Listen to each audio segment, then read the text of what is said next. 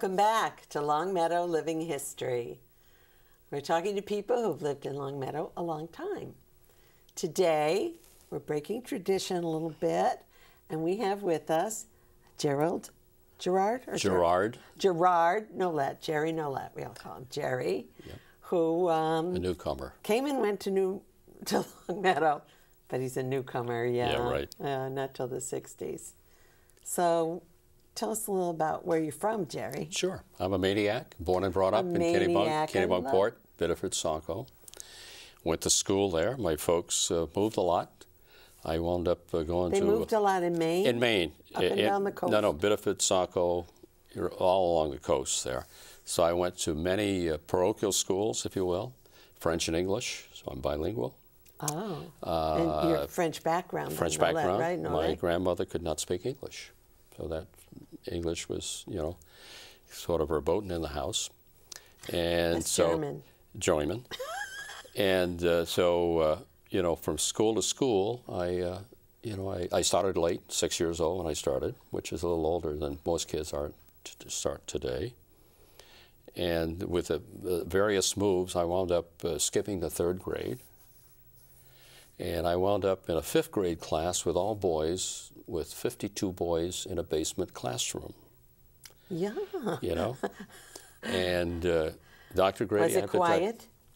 Dr. Grady, I have to tell you that about the only thing I learned was to duck chalk and erasers. Flying through the air. But again, I have to say that I've been on the board, the Longmeadow Television Board, for a number of years. And what Dave Bartlett is doing as manager is just outstanding. Oh, I'm glad you got that in. Great staff. Yes. They do marvelous work. I feel that way myself. And I've looked at some of your former invitees to your show. Brewster, Selena, Guy, Linda, Trudy, and all. They are the foundation. We stand on their shoulders to try to make Longmeadow better. That's right. As we can. That's right. But getting back to my education, if you will, I went to University of New Hampshire. So what did your father do that you kept moving? Was he in fisherman? He worked in the shoe industry, shoe shop. Oh, shoes. Shop.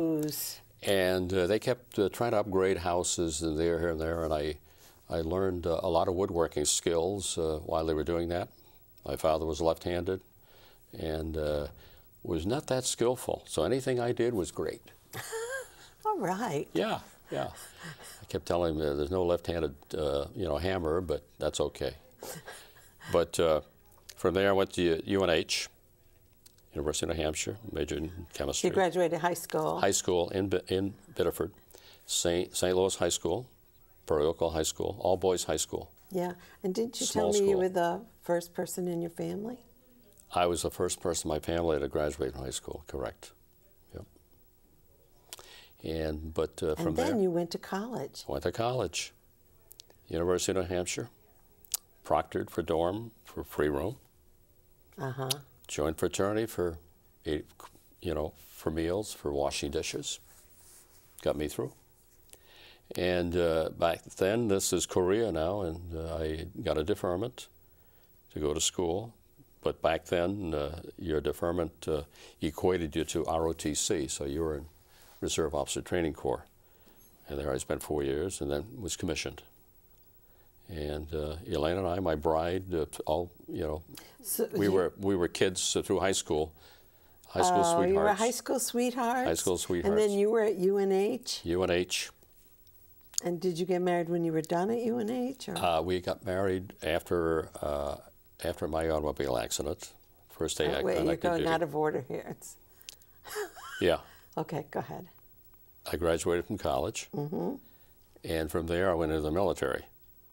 You owed it because of ROTC, right? I had an obligation to serve 2 years on active duty, which we did. Went to Germany for 2 years. My oldest son was born there, in Germany. And coming back, it was in 1957 or 58, and the employment story is, probably not a whole lot better than it is now in terms of employment. Oh, wait a minute. We missed your accident. I didn't mean to miss the accident. Oh, my goodness. I love the accident. Yeah. Well, you told me that story before. I did tell you. And I on my first day of active duty, I had an automobile accident, a terrible accident. Where were you? It's in Manchester, New Hampshire. Okay. And I had multiple fractures of the jaw, concussion, obviously, and I spent 13 weeks in a hospital. The first 11 weeks I was in a civilian hospital in Manchester, New Hampshire, and unable to move me. They finally moved me down to Texas, where my original location was going to be. And I had guesstimated, you know, at that time that the oral surgeon's bill in the hospital was at least $10,000. And I happened to be wearing this watch, a Bullivan 3995 watch, which one of my sisters... Same watch? Same watch.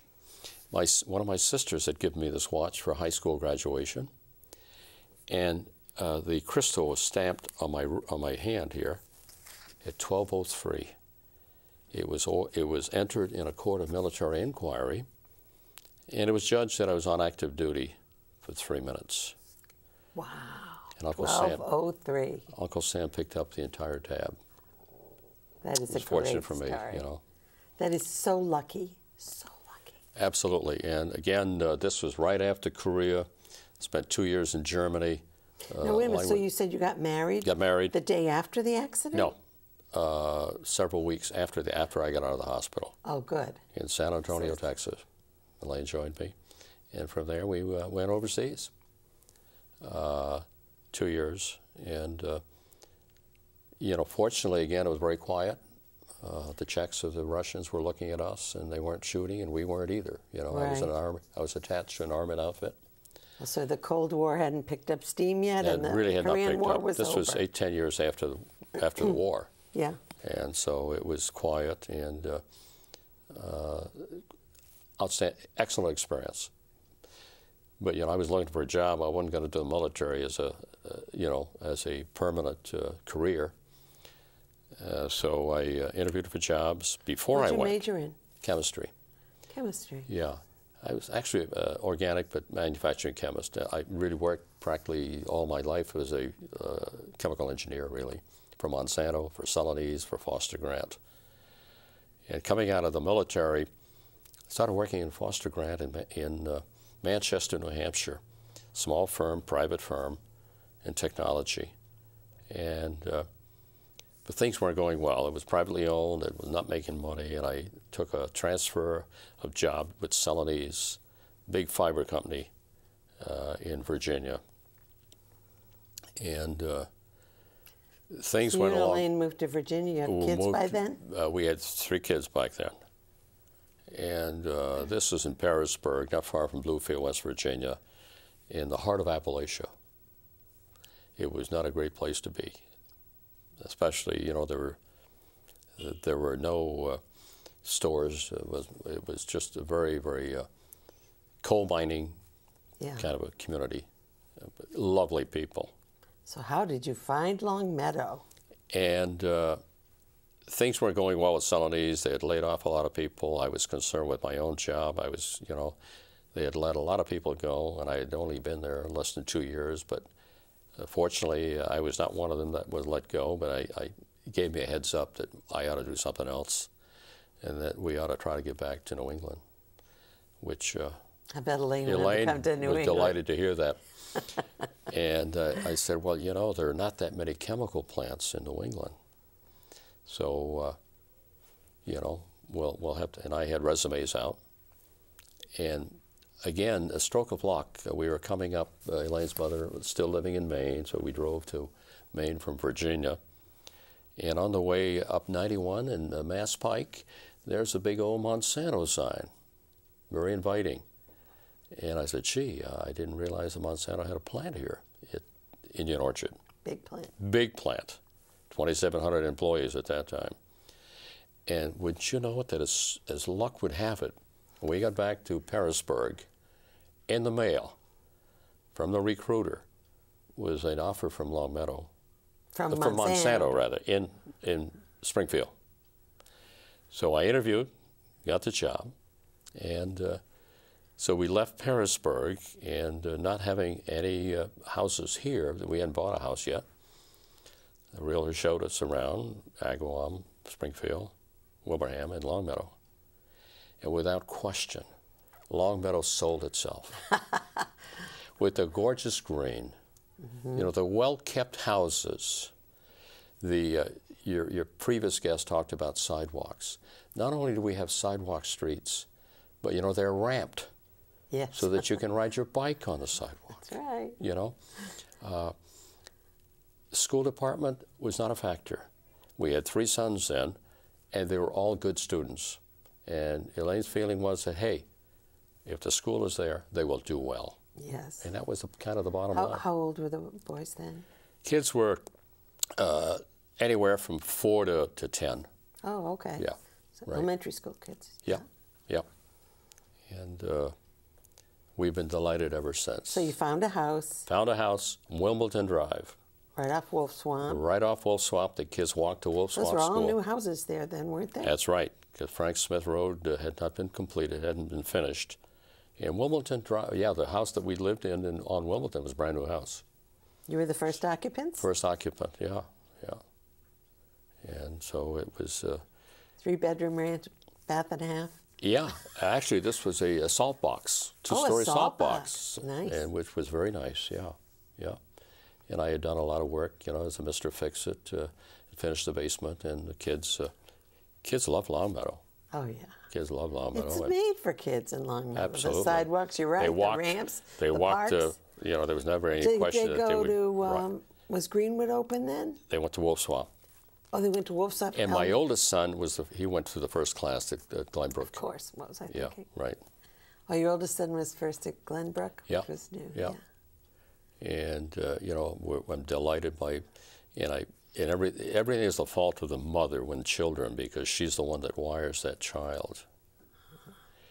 And she never worked outside the home, and I add that very quickly, because housework is the most important job in the world. Now, It's a lousy, creating a home. lousy pay, no benefits, you know, 24/7, but it's the most important job in the world. Yeah. But from there, you know, at Monsanto, the work was good. They were very kind to me in terms of allowing me to commit to my community. Oh, did you do community stuff then? I started, I was still in the reserves, and I was doing some community work outside of Longmeadow. And I really started, you know, probably 10 years later, 15 years later, with capital planning. Yeah, I want to move on to that. Yeah. But yeah, it's hard when you're a young family and you have a good job and you had a commute, and Oh yeah, it's hard to do that. and I saw great so people. I saw time great starved. people. Mo at Brightwood, you know, Monsignor Devine, Father Provenzano, Peter Santos, all those folks that Ann and John Southworth, Oh yes. who were all Longmeadow. You know, we call them, I guess, citizens of the year. Yes. To see them contribute to the community. And it was almost something that would invite you to try to do the similar things for the community, you know? Right. And at that time I was busy with kids officiating football. I officiated football for 25 plus years. Oh wow. So that kept me That's a very lot of busy football. in, you know, in early September all the way through almost November. And did a lot of high school, prep school, small college football. Oh wow. Yeah, that was a lot of fun. Right. So you didn't stay in Longmeadow though. You stayed. That's right. We didn't stay in Longmeadow. We stayed in Longmeadow about 6 years. Got transferred through Monsanto in Annapolis, Maryland, Glen Burnie. Oh, we had a regional office there. That's better than Appalachia. Much better. Although the summers were kind of hot and sticky and right Yes. outside of Washington. But brand new regional office. I was involved with procurement, contract management.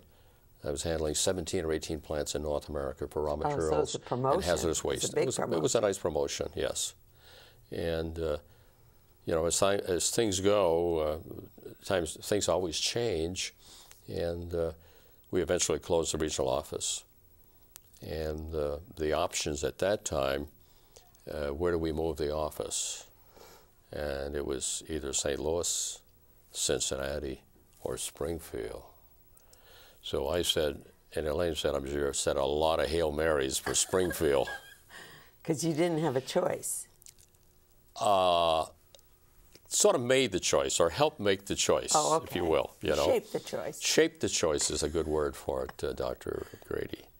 And I had many opportunities to go to St. Louis, and Elaine didn't want to go, and so it's not I never New went. England. Not New England, and so I caved. You know,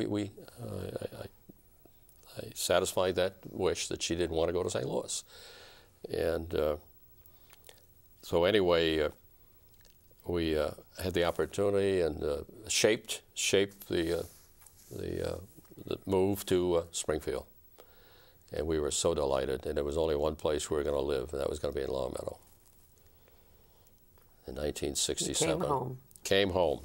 It's the greatest place in the world, and I think most of us appreciate it. Most of us understand that it is. Oh, yeah.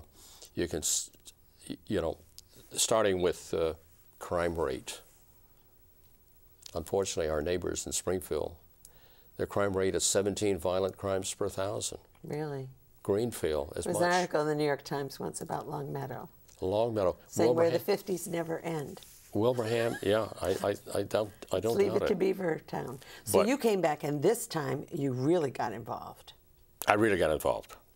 Yeah. You had time on your hands. The boys A were little all more taken time. care Yeah. of. All right. Yeah. The kids were in school, and they all have done well. You know, we have a lawyer. We have a PhD in psychology. Went to Duke. We have my middle guy, my engineer, is an MIT graduate with 2 degrees. And by the way, he and Pete, maybe some folks might remember the Vetters. Peter Vetter went to school and graduated high school with my son here, with number 2 son, Steve.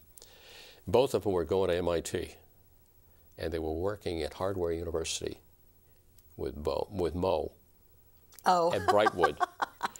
He has never forgotten it. He tells everybody. I want to interview Mo. You got to interview Mo. He's just too shy, a delight. but we're working on it. And he tells everybody, you know, the only hardware store that he's known to ever exist, where he had 2 kids that were going to MIT working together in the hardware store. And he says, these kids were so stable. He says, I could leave 2 or 3 days and leave them. They were 17 or 18 years old, you know. But he says, I could do it, and I felt comfortable with it. And but that's Mo Fieldstein. Great man, great guy. So they formed a capital planning committee.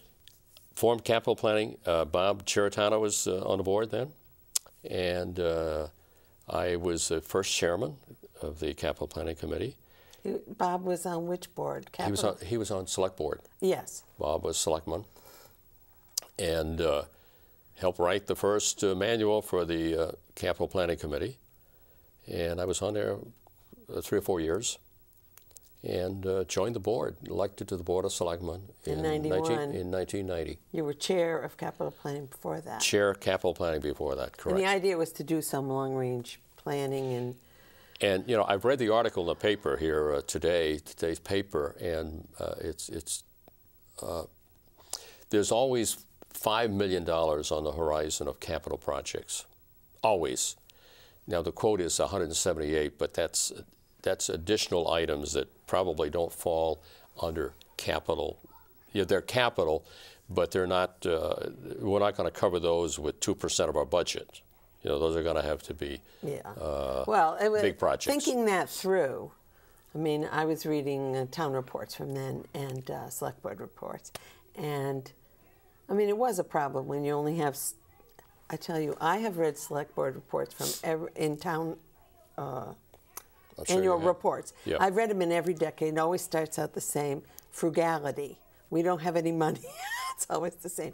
So if you only have a little bit of money to spend on big items, when you get like a fire truck, sure, for a couple $100,000, you're done. You're done. So you're done. So the idea was to try and plan things out, so that you could set priorities for big ticket items that couldn't be in the operating budget. Absolutely, would never cut Yep. mustard in Yep. the operating budget. And it was a great idea. But and it is capital planning. it is a recommending body. Yes. The executive of the town is a selectman. They're Yes. the executive. Buck stops right there. And as a capital planning committee, they are responsible for asking and requesting projects from the various departments in town. And then they evaluate those projects. They prioritize those projects, and they submit hearings. They talk to people. A- It's a and they great committee. It was a great idea and a great great committee. idea. Judd And you were Peskin on- was. You were on the ground floor. I was right there, wrote the manual. But now, the thing is that from there, though, they recommended the Board of Selectmen, Yeah. who has final authority to say, okay, we'll cut the line wherever we want to and or what we can afford. And it goes to the money tree, to town meeting. The final The customer. legislature. The legislature. That's where the town money meeting. tree is. Please, everybody should go to the town meeting. That's right. It's frustrating to find that times we can't get a quorum of 50 people at town meeting. It's your money that's being spent. You ought to be there. Yeah. You know. And when there's a hot item, they are there. Yeah, there are three things that bring. I felt through the years that bring people to town meeting. One is the zoning change. Oh yes. Big time. Poopa Scoopa law. Oh, that was big. Yeah. Or an override. Yeah. Those three items. Oh no, I'll tell you another one. And actually, probably we are another going to do an interview with Tom Harala. Okay, town moderator. He was the town moderator for, I think, from 81 on. Oh, yeah. And so He and I worked football together. he walked right into the closing of the schools Yeah. of Converse and Greenwood, which was a big, Yeah. really turned people off. And he says the biggest town meeting ever held was the expansion of the Big Y, which was such a big town meeting. People were wandering the halls. There were no seats. Oh yeah, oh yeah. And it was They wanted to- turned down by 6 votes. Yeah. They wanted to expand behind the hooky low. Right. Right. Right, where all those big houses are. Yeah, yeah, yeah. But anyway, yes, when there's a hot button issue, they turn out. But I will tell you, when I first moved to Long Meadow, I didn't know what it was. Yeah. I thought town meeting was some like special thing that special people went to. Yeah. Not every citizen's right and obligation as a member of the legislature. And I think people perhaps should understand that you really don't get educated at the town meeting. You should do your homework before you go to town meeting, because the warrants are so are written in a technical, legalese way legal work. that you'll hear people speak on it, but you really need to do your homework before you go to town meeting. Yeah. Yeah. So after being on capital planning for a while and going to town meeting for a while, you decide to run for the select board. I ran for select board. Arlene was already on it. She was. Bob Cheritano, and you joined them. Arlene, can't say enough about her thinking. She thinks like a laser. Yes. You know, and she does her homework. Oh yeah. Always has done her homework, and when there were three of us on the board, we had an executive secretary. Started off with Tricia Van Casey, Yep. a name from the past. And then we went to Julia Whitlock, very different lady, both having terrific skill sets. And then Susan Wright, finally, before we went to town manager. Now, I think the board members, when I was there, treated the executive secretary as a town manager. Okay. I mean, they may have, but all the decision making Oh. was really at the yeah. select board. No question about it. The executive board was a select board, but Did you take responsibility for different departments? No. Oh, you didn't do We that? had them all. They did that later. Yeah, we did that later. I want to tell you that in the 1991 town report, the first year we're on the select board, in the message from the select board, it ends with a thank you to you for bringing common sense solutions to the board. Oh my goodness gracious. Well, you had to do your homework, you know? Yes. And I think, though, that the executive secretary, I may have misstated that, she was the implementer. Yes. And we were not a policy board. we were an executive board, much different. Hands-on management style, hands-on. You were the town manager. We were the town manager. It And she required did a lot the of time, day-to-day. 15, 20 hours a week, you know. In Monsanto, in their support, they were very helpful to me. They allowed me to spend a lot of time, you know, almost sometimes away from work. But And we I saw and the at kinds that time, of issues you were dealing with too. There was the set aside for elderly zoning yeah, at Converse Street, next to Genesis, which I guess was Glen Meadow. I first thought it was Ruth's house, but then the next year Glen Meadow it was Glen appeared. Meadow. Yeah, It was right. Glen Meadow. That was a big Right. decision and discussion, actually, for a long time about that big plot of land. Yep. Remember when Forrest Year Oh, sure. wanted it, and everybody was worried Oh my there'd God, be blood in the water? Ooh, and the sores would have been awful. But a couple of things, though, Kathy, that I think regionalization. and Absolutely, we you were won a big. prize for that. Oh man, that was such a wonderful thing, and I hope that things don't go on forever. But Arlene and I don't think we ever missed a regional meeting with our friends in East Long Meadow, Wilbraham, and Hamden, and finally our good friends at Ludlow. And it's amazing the number of things that I would pick up at every meeting to bring back to my community That's in terms right. of efficiencies, of things that we might want to do differently. Yes. And so you that had- was very, that was, You won a prize for working together as a region and Yeah. sharing ideas and information, and then you did a really great thing as a board and as a regional group. You did the Scannick Valley Hospital, yeah, the Health Trust, Health Trust, absolutely. which Yeah. saved the first year saved the town $100,000. Round numbers, yeah. But And it saved every town. But to build on that, Kathy, is I guess it's probably been at least 15 years that we've been running our own ambulance. And it came as an opportunity. We had a young person on Frank Smith Road who had become a frequent flyer in the ambulance, a young person that died eventually. And the parents collected a lot of money, $70,000 or $80,000. And at that time, we were using an outside service to provide the ambulance service. It was costing the town over $100,000 A year? a year, just to have them run the ambulance. And Was it offset at all by Medicare or? no, that was our tab. That was our tab. Now, if you that rode was the your ambulance, tab. Oh, some that of was a it. Monsanto tab. That was I keep Long Meadow, tab. Monsanto, Again, yeah. Monsanto. They're the same. And so that was in the budget. It cost us $100,000, and we didn't threaten them and say, hey, we're going to look inside. So they dropped it to 80. 1 year went by. We said, well, that's enough. We got this grant, or this $80,000 from this family, bought the ambulance. And the firemen decided, by God, they were willing to take on the responsibility of running the ambulance. Oh, that's great. I didn't know that. And at that time, we had a dozen that were emergency EMTs, and